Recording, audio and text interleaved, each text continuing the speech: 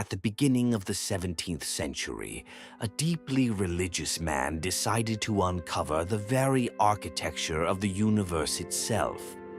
By observing the skies and using his profound knowledge of geometry, he proposed the idea of a universe designed in perfect harmony.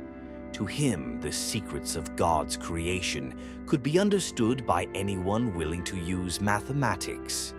During this pursuit, he managed to change our understanding of astronomy forever.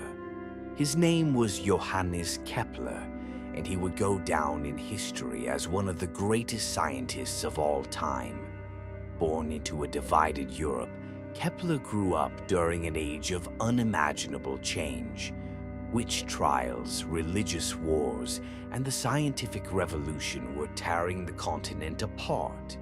But Kepler did more than simply survive the chaos. He transformed science itself. He discovered the laws of astronomy, changed our understanding of optics, laid the foundations of crystallography, improved telescopes, and possibly wrote one of the first science fiction works in history. He was persecuted for his beliefs and never fully understood during his lifetime. This is the story of Johannes Kepler, the man who uncovered the secrets of the universe. When Johannes Kepler was born in 1571, Europe had already been shaken by two great revolutions. Half a century earlier, Martin Luther had launched the Protestant Reformation by nailing his 95 Theses to the door of a church. Then, 26 years later, in 1543, Nicolaus Copernicus ignited the scientific revolution by proving that the Earth revolved around the Sun. By the time Kepler entered the world, these two massive changes were creating deep tension across Europe. And yet, Kepler's own family did not even believe he would survive for long. He was weak, fragile, and constantly ill. At a young age, he contracted smallpox, a disease that damaged his eyesight and weakened his hands. But somehow, he survived. Then came the moment that would change his life forever, the Great Comet of 1577. The sight that forced all of Europe to look up at the heavens also sparked something inside the mind of young Kepler, a spark that would one day turn him into an astronomer. But before that, he first had to walk a different path. As a devoted Lutheran growing up within the Holy Roman Empire, Kepler was never expected to become a mathematician.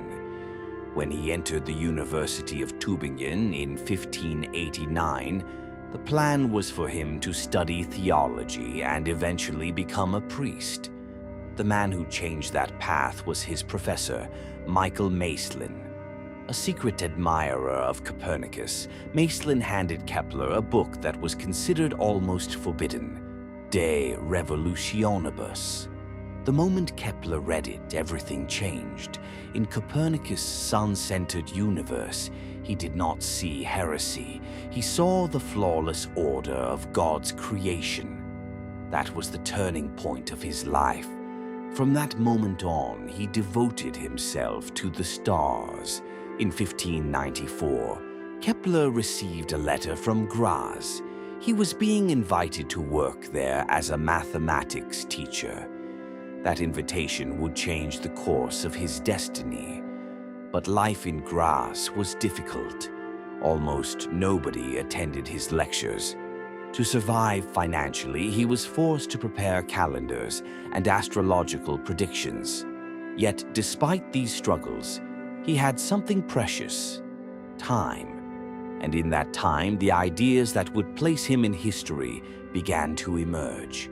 One day, he asked himself, if the planets move around the sun in a perfectly ordered way, then there must be a force driving them.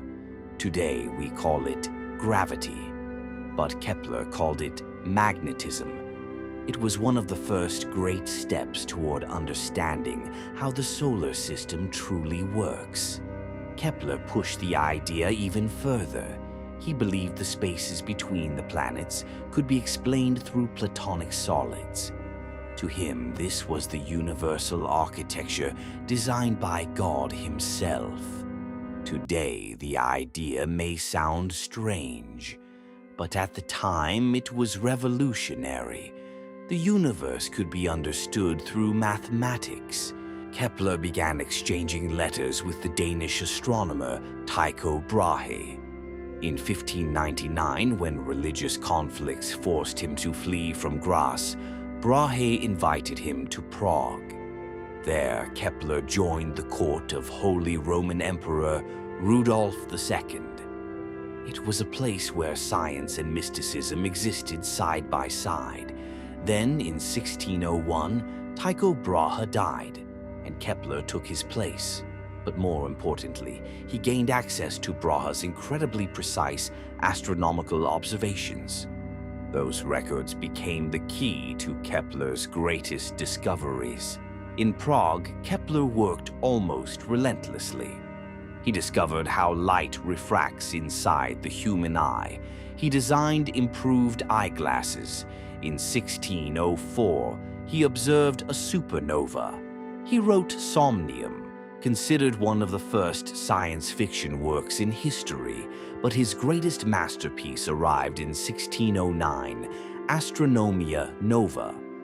With this work, he discovered that planets move in elliptical, not circular, orbits. He introduced his first and second laws of planetary motion. This completely transformed humanity's understanding of the universe. But Kepler's life was not only about science, it was also filled with tragedy. He was constantly forced to flee because of religious persecution. His wife died. His mother was accused of witchcraft, and imprisoned Kepler personally defended his mother.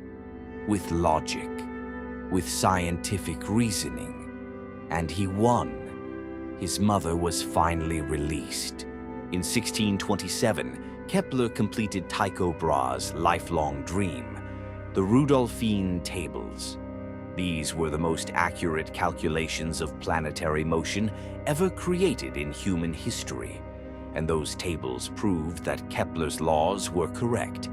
Kepler died in 1630. Even his grave was destroyed during war, but his ideas survived.